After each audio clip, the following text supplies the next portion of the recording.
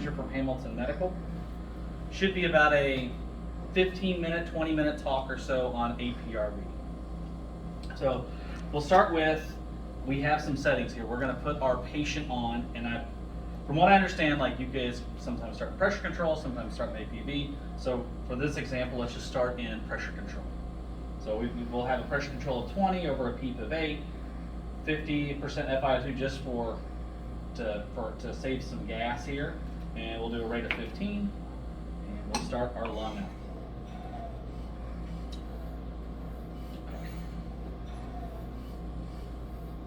So we'll let our vent kind of charge up here, get a few numbers out.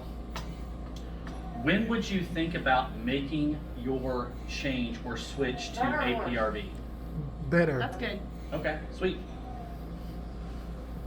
So if we are on 100% here, right, and your patient is not an obstructive patient, and you are fairly early in the in their clinical journey or their ventilation journey, that is probably the best time to start it. That doesn't mean you can't start it at another time, but in general, the only contraindications I would say, and they're relative, would be an obstructive patient, where they already are prone to trapping and this stuff. It's really hard to manage your T-lows in that situation. Also, if somebody has something that would severely reduce cardiac output, remember we're going to be having extra pressure in the chest, those type of things, that's when you want to try, that's when we may think we may not want to do Aprv. Question. Yes. Would you say it's better for ARDS with a certain PF ratio, or? I don't think there's enough data out there to say that. I think in the case of COVID, where I've seen the most success is when it's that patient that has horrible BQ mismatch and their main issue is oxygenation. And we're at peaks of 10, 15, and we're higher, we have high pressure controls, and we don't know where to go. We're still at SATs of 80%, 70%, so we're going to prone them, but maybe we can do something else in the meantime. So what we're trying to do is, remember with this mode, is stabilize FRC. We talked about earlier, is this a great recruitment mode? It's probably not a great recruitment mode. It's probably a better mode to maintain what you already have. So we have, up on our screen here, we have our settings. And let's say now the decision has been made to say, okay, we have a patient that is on 100% FiO2, PEEP of 8 to 10, we're at a high pressure control. We're worried right now because, You can call them back. we'll go to page 2. We've got a plateau approaching 30. So we've got a plateau around 30 right now. So we're kind of at that point where we're worried, we're going to start affecting mortality if we keep going up on settings. So when we're looking to start Aprv, we'll just flip to the mode screen real quick. We won't switch over. You've got T high, T low, P high, P low. P low, majority of the time, is always going to be 0. All right? This is your pressure support also, I would put at 0. And the reason we do a pressure support at 0 is we're trying to minimize shearing trauma. So if you have pressure support above PEEP, you could have lung modules opening and closing, or alveoli opening and closing. P high, we're going to set at the plateau pressure or plateau pressure plus 2. So in that range is where I would start. So you can start around the plateau pressure or add a little bit to the plateau pressure to try to either have a little bit more stability and cheat your pressure a little bit more. So if we start at where our plateau pressure is now 29, we can do that. T high and T low. So the hardest number to get is this T low number, usually. Our goal is for this number to basically, when we exhale and then re-inhale, to trap about 60 to 75% of the gas. The closer to 75% trap, the less likely it is to have opening and closing. But sometimes you have to have that balance where you can still have decent ventilation, or adequate ventilation, I guess, that's conducive with life. So to get that T-low number, we're still in our pressure control mode right now. You can tap the monitoring screen, and in the bottom right over here on the second column, this is also, I believe, page 6, you'll get something called an RCEXP number, your expiratory time constant. That is what I would set your T low to start. So plateau pressure for a P high, and for a T low, expiratory time constant. So on page 2 here, you can see your plateau pressure, and if you go down to page 6, it's the bottom number, an expiratory time constant. If it's like 0.37, around 0.4, something like that. If you've got like 0.48, you can do 0.5. You want to get close to whatever that number is. So we'll go back here to our APRV settings. We'll hit continue, and we've got our P low. We've got a P low of 0. We'll start. I usually start at the bottom here and work my way around. So pressure support 0. We're on 100%. P low of 0. P high we'll set to our plateau pressure, and then T low we'll set to our expiratory time constant, which is 0.4. And the last thing we have is a T high. So your time high, usually I shoot for a rate of 13 to 15. Okay. So over here, you'll see a rate that pops up. We're trying to get on the top pressure that time about 90% of the breath we want up in that range. So, but usually that works out to a rate of 13 to 15 or around 4 seconds, 4.5 seconds, might be 3.8, something like that. But usually I start around 4, 4.5. All right, so we'll accept that. And then you'd hit confirm. And now we're in APRV. So what we want to do now is give the patient time to acclimate. Typically what I see is that FRC is now going, or a VQ mismatch might shift a little bit, FRC might shift a little bit, ventilation, perfusion matching might change, and you might see an initial slight dip in your oxygenation. And I usually sit by the bedside as the RT and wait until I start seeing it creep back up. So let's say we were 83% saturated. We put this on, we go down to 78, and then in 15 minutes you start seeing 79, 80, 81, 82, 83, 84, but you should start seeing it kind of go back up after that initial drop. But it takes a little while sometimes.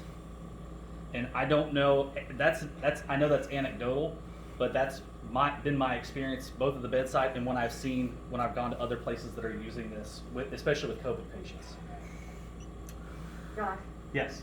would you stop and go back after 30 minutes if you didn't see it rise, or is there a certain time? Well, I mean, if I'm seeing the sats keep going down, down, down, I mean, there's a threshold there where it's like, I gotta see them at least stop and then start coming back up.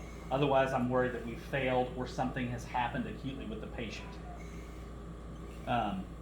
So that's, I don't know if there's a time frame necessarily. It's just whatever we're comfortable with at the bedside when everybody's watching that patient.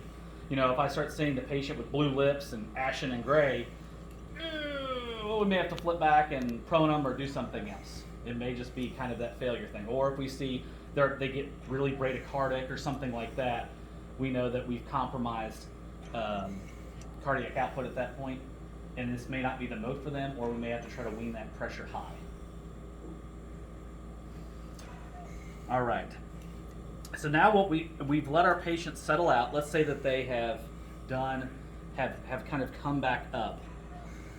The preference is to have your patient lightly sedated, or this is part of the marriage match of APRV, where it doesn't do a great job ventilating. A lot of times you want your patient to help facilitate ventilation. And so if they have effort, they're going to help offload some CO2 with that. Because remember, what we're essentially in now is just a lot of CPAP with these little dumps to facilitate a little bit of extra CO2 removal. That's all it is. It's just a really high level of CPAP to stabilize FRC. So you can use this mode with a patient fully sedated, but a lot of times you're going to have a really high CO2 and your pH might be in that 7.2, 7.18 range, as opposed to if they're having some effort, you might see more like 7.22, 7.25, something we're more comfortable with as it's more conducive with life. All right. So if we hit right up here, this is your pause button. We want to check basically to see how's our T low doing.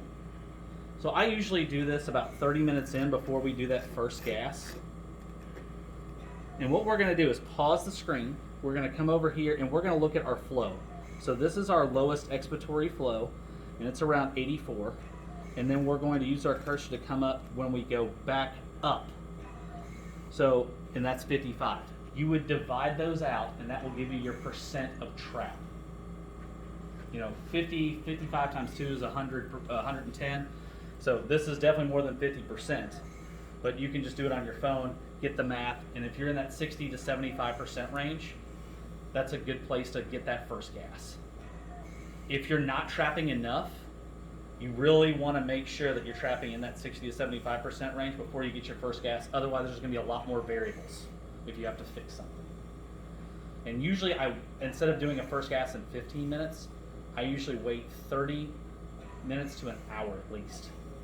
So the later we get that first gas, probably the better opportunity we're going to have to see some stabilization.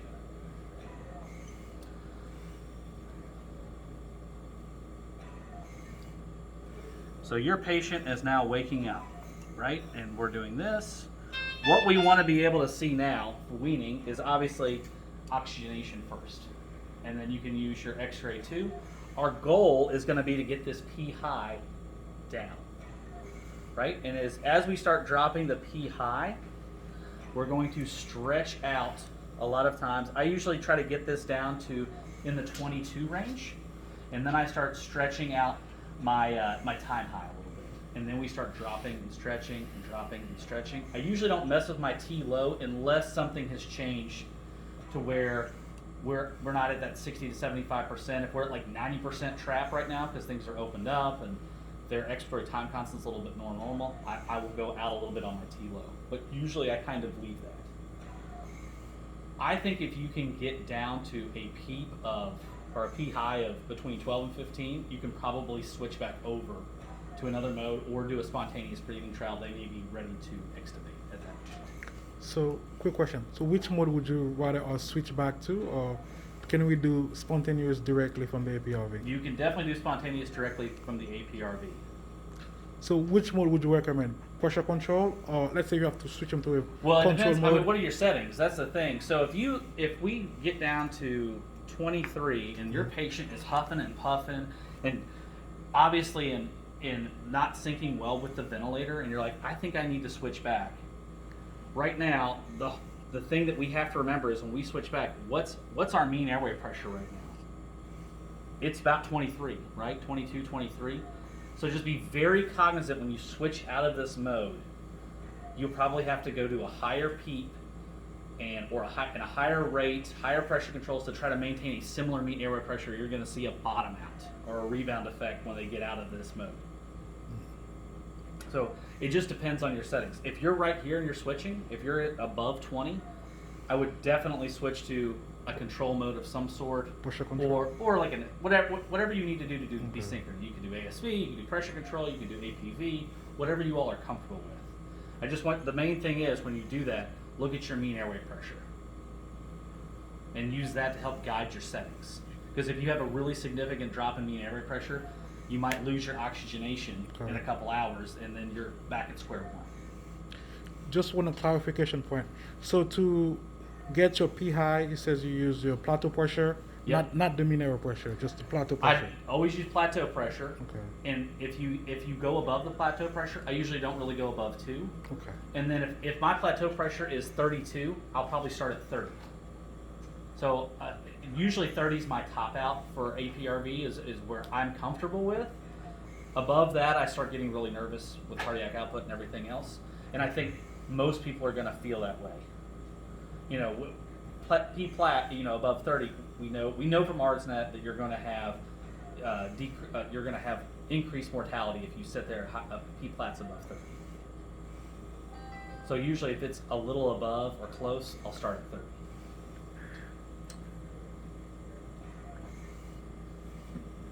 Let's see what have I forgotten to talk about? All right, so we talked about who Aprv is going to be used for, right? So your goal is to use it on some of these COVID patients. I would just make sure they don't have a massive obstructive component to it. So if they've been smoking for years and you see they're a retainer or something like that, maybe not the best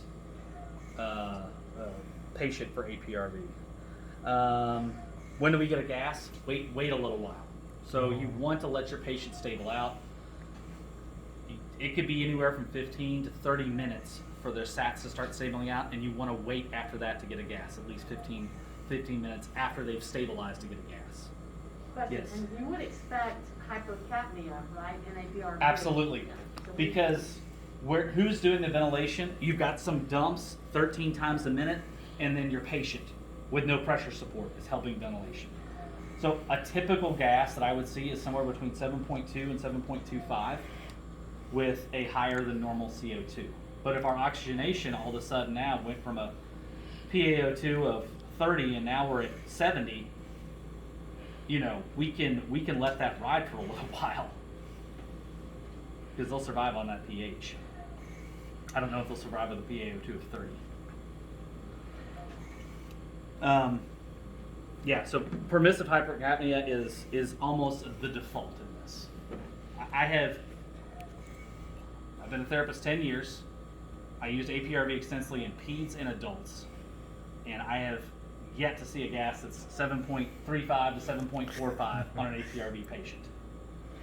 The 7.3 is a great gas. Until they're getting towards the end. I mean, as they're improving, you'll see some a little bit better ventilation. Yeah, so we've talked about initial settings. My bad. So we've talked about initial settings. We've talked about managing this. So if you're going to basically wean your P high as you need to after you've weaned your FiO2, and that'll be slow probably. I wouldn't. Remember, this is your PEEP, your CPAP, so you're not going to do big jumps.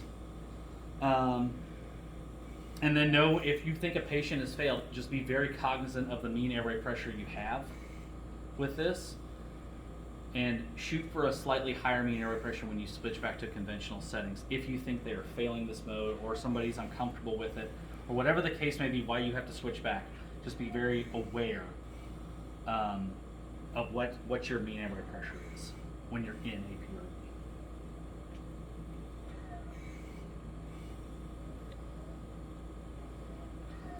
Of course, it's not a great rescue mode. It does not recruit that well. It stabilizes what you have pretty well. Do you all do inline CO2 at all on your patients? Like in titles? No, no. Okay. No. If you are suspecting dead space disease, which a lot of these COVID patients have, they have just more anatomical dead space, right? This is a very good mode for that. If they're already as open as they're going to be, and they have non-recruitable lung or something like that, you might see a little bit. You'll see less success with this. So patient identification is a key part of using this mode. And if you have that COVID patient that has some respiratory, respiratory indications, maybe they had, whatever, they've had a lot of pneumonias, or they have some bronchiectasis, or whatever it might be, some other thing in there, you can try this mode, but just make sure that they don't have a massive obstructive component. Okay. Questions for me? Question, so prior to COVID, ARDS probably was the number one indication? In my mind, so the person that has really championed this was shock trauma. So that was a lot of times where I saw it the most was trauma units. So this is lung contusions, steering wheel, stuff like that, where you're having bruising and you know they're going to get worse. And in my mind, COVID is kind of similar in that way, in that when you first put them on the ventilator, they're going to start getting a worse and worse inflammation cascade, or we're starting to see it in like we can't catch up. So that was the same thing, steering wheel hits, you've got a finite amount of time in there where you can actually hold the pressure before all that swelling and everything else happens, and they really start taking a deep dive. It's going to be a similar philosophy on this. I have seen places use it for ARDS, but again, it was figuring out which patient it was. So ARDS, if we think about it, there's still, you have a recruitable lung in there, you have non-recruitable lung. So it's you still want to identify what type of patient it is. Is there stuff that's already shut down and it ain't going to open back up? Do we just have to protect whatever's open at any cost? This can work well, but you have to be careful with your settings. If you need to recruit, this can also help out as far as it will maybe open up some lung modules, but it takes a really, really long time. It's not like a big sustained inflation of 10 seconds or 40 seconds. It's not like 40 for 40. So it takes a very long time to recruit on this mode. Other questions? All right. That's your crash course on APRV. P high, where do you get it? Plat plus 2, Yep. somewhere in that range. T low, where do you get it? You want to see RCEXP, page 6, bottom number, or when we hit, monitoring, it's on this far right column, the second one over right there. You want to get that in your control mode. So whatever volume, if you're an APV or pressure control, that's when you want to get that RCEXP, because it's going to change once you flip over to this.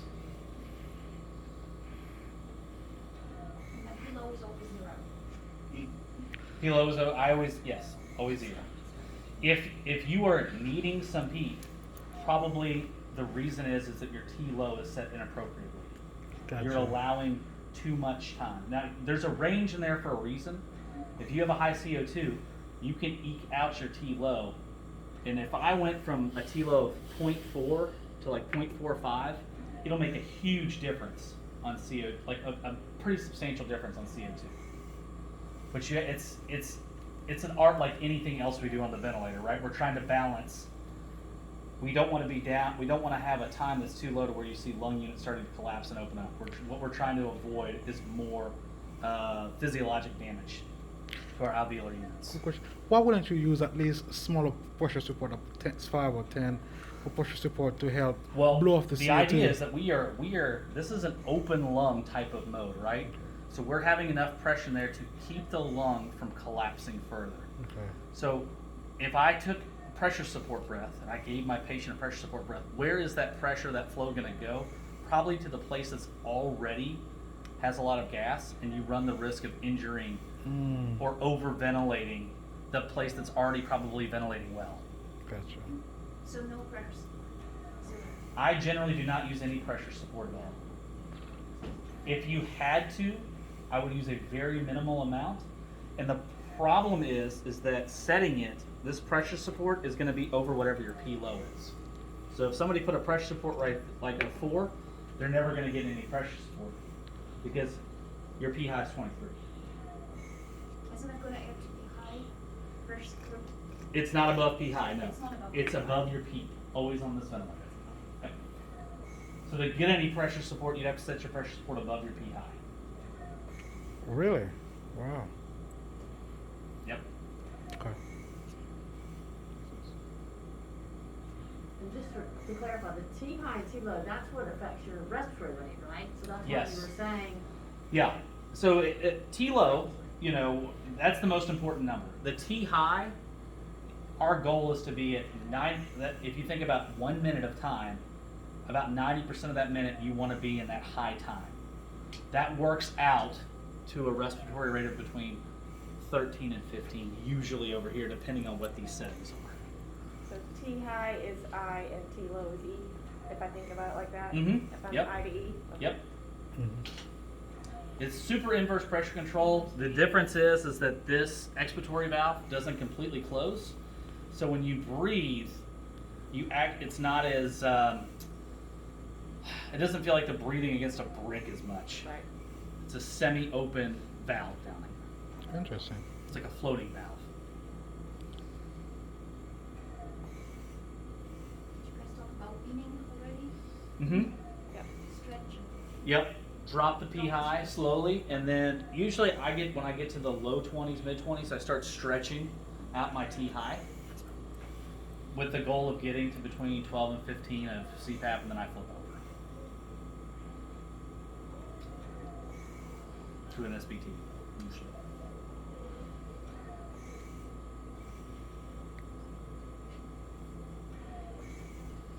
Thank you. No problem. Thank you very much. Thanks. A lot of clarification. Thank you.